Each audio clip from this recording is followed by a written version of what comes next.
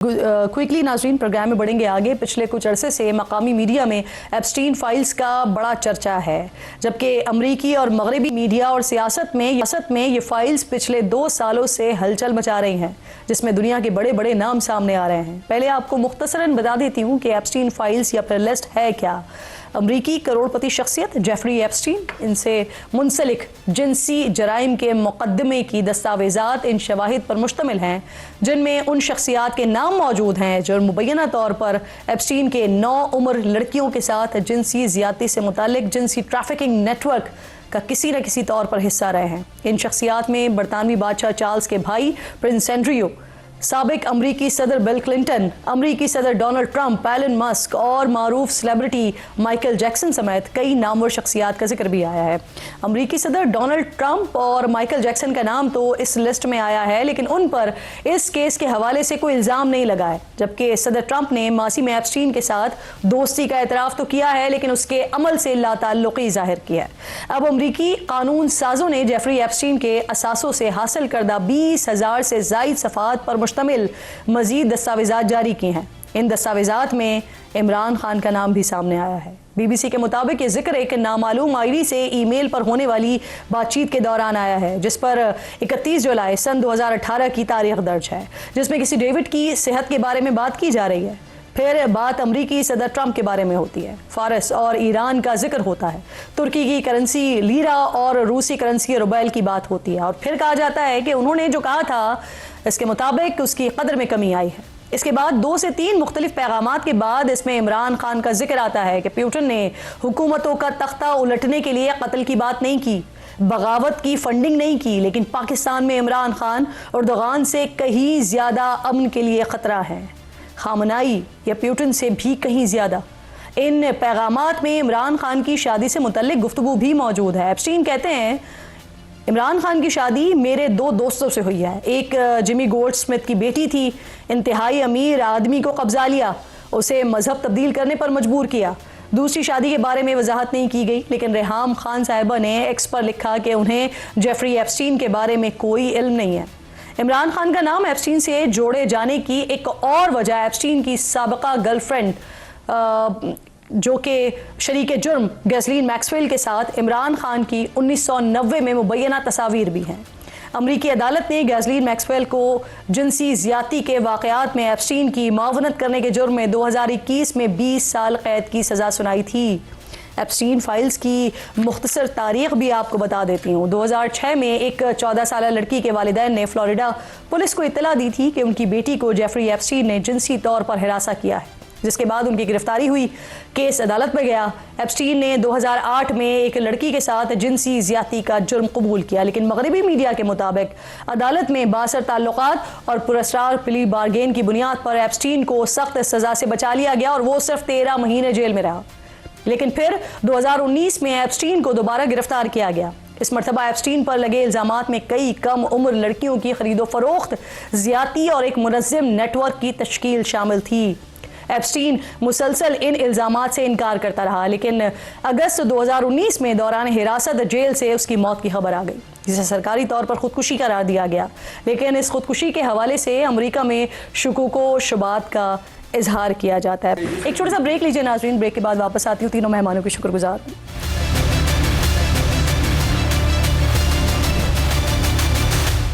Programme में एक बार फिर आपको खुशामदीद कहूँगी नाज़रीन। 27वीं आईनी तरमीम से पहले आज़ाद कश्मीर में हुकूमत की तब्दीली की बातें हो रही थी, फिर वो मामला ठंडा पड़ गया और अब एक बार फिर जब आज़ाद कश्मीर के नामजद वज़ीर आज़म का नाम सामने आ गया है, तो कल बताया जा रहा है कि ये अदम एतमाद की जो तहरीक है वो आ रही है आज़ाद कश्मीर असम्बली में। इस पर बात करने के लिए शाह गुलाम कादिर साहब, जो कि सदर हैं आज़ाद कश्मीर नून लीग के, मुझे ज्वाइन करें प्रोग्राम में। मैं आपकी शुक्रगुजार हूँ सर। कल आ रही है ये अदम एतमाद की तहरीक, नून लीग भी यकीनन साथ देगी चौधरी अनवार साहब पर अदम एतमाद करने में। वो इस्तीफा देने को तैयार नहीं है, वो बड़े कॉन्फिडेंट हैं सर, क्या कहेंगे आप? वो कॉन्फिडेंट नहीं है, बल्कि वो इस्तीफा से अगर दे देते तो वो एक चांस लेना चाहते हैं, जो चांस उनका है कि वो इस्तीफा देना। सर आप जिसे चांस कह रहे हैं वो आपके लिए सरप्राइज ना हो जाए सर? जी हम तो इसी फील्ड में गुज़िश्ता 30-35 साल से हैं। सरप्राइज तो बहुत कम ही आती है हमारे सामने। तो इसलिए इसलिए वो एक चांस लेना चाहते हैं। हमारे यहाँ मौका होता है तकरीर करने का, कि हम जो आउट गोइंग होता है, जिसके खिलाफ अदम एतमाद होता है, हमारे जो असेंबली के रूल्स हैं, मैं खुद स्पीकर रहा हूँ, तो जो रूल्स हैं वो इजाज़त देते हैं कि वो 40 मिनट तक बात कर सकते हैं और अपना मौके पर रख सकते हैं कि उनके खिलाफ में एतमाद क्यों आया, और वो उसको डिफेंड कर देंगे। तो वो उनका हक है, आईनी हक है, वो उसको इस्तेमाल करेंगे। लेकिन मुझे नहीं लगता कि वो कोई सरप्राइज दे सकें। ठीक है सर, नंबर्स पूरे होने के बावजूद अदम एतमाद में ताखीर की वजह वजारत उज़्मा के उम्मीदवार पर इख्तिलाफ था, या फिर 27वीं आईनी तरमीम हो रही थी उससे मशरूत किया गया था इस सारे मामले को? वजह क्या है? नहीं, मेरा ख्याल ये है कि ये तो पीपल्स पार्टी वाले बेहतर बता सकते हैं। हमने तो पहले भी कह दिया था कि अनवारुल हक साहब के खिलाफ हम वोट दे देंगे, और उनके पास तादाद भी पूरी थी। अब वो खुद नहीं आप लेके आए। जिस दिन वो लेकर आए 3 दिन हुए हैं, और कल जो है तीसरा दिन है। तो कल 3 दिन के 3 बजे अदम एतमाद पेश हो रही अपने असेंबली का, वैसे तो एजेंडे पे आ गया है, तो कल टेबल हो जाएगा। जैसे ही टेबल होगा उसके ऊपर फिर वोटिंग होगा। लेकिन मेरा ख्याल है कि वो कोई वजीर आजम का नाम का मामले का तो जवाब वो दे सकते हैं, लेकिन अगर ये 27वीं आईनी तरमीम से मशरूत था मामला, तो इसका जवाब तो फिर आप ही देंगे ना? नहीं, वो मेरा ख्याल है कि उसके साथ कोई इतना मशरूत नहीं था, लेकिन मसरूफियत जो है दोनों पार्टीज की थी 27वीं तरमीम के हवाले से। इसलिए बैक वक्त 2 महाज खोलना कोई अक्लमंदी नहीं थी। तो इसलिए उन्होंने सोचा कि पहले एक मरहला तय कर लिया जाए, उसके बाद दूसरा मरहला आ गया है, उसके बाद दूसरी तरफ जाया जाए। सर, अभी भी क्या कोई गुंजाइश मौजूद है कि चौधरी अनवारुल हक साहब को 6 महीने दे दिए जाएं? मुझे नहीं लगता ना अनवारुल हक साहब ने ऐसी कोई कोशिश की कि आप वो उन्होंने अपने तौर पर वो पॉलिटिक्स के इनर गेम्स तो खेलते रहे, लेकिन इनर गेम्स से जो है ये मसाइल हल नहीं होते। तो इसलिए मुझे नहीं लगता कि कल उन्होंने जाना है, और अदम एतमाद का सामना करके ही जाएंगे मेरा ख्याल। सर, आपने तो बड़ी अपनी वाज़ेह क्लियर पोजीशन ली ना कि हम अदम एतमाद में साथ देंगे, लेकिन हुकूमत साजी में हम साथ नहीं देंगे और हम ऑपोजिशन में बैठेंगे।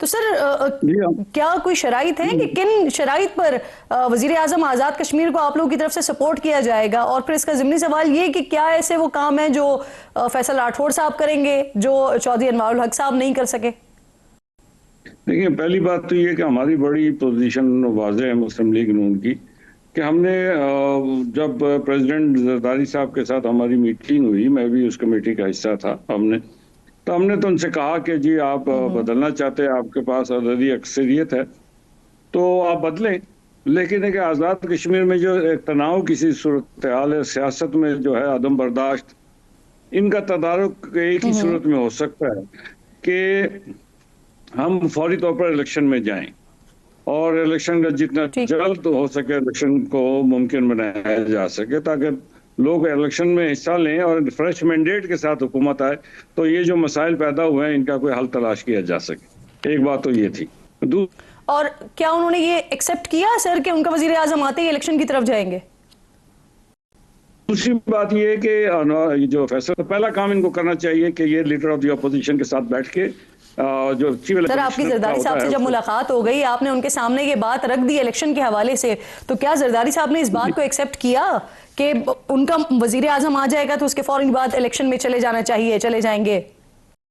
नहीं, हमने तो अपना मौक़िफ़ रख दिया, और उन्होंने, और हमारे जो बिलावल साहब हैं, उन्होंने भी उसमें कोई मुस्बत रवैये का इजहार किया।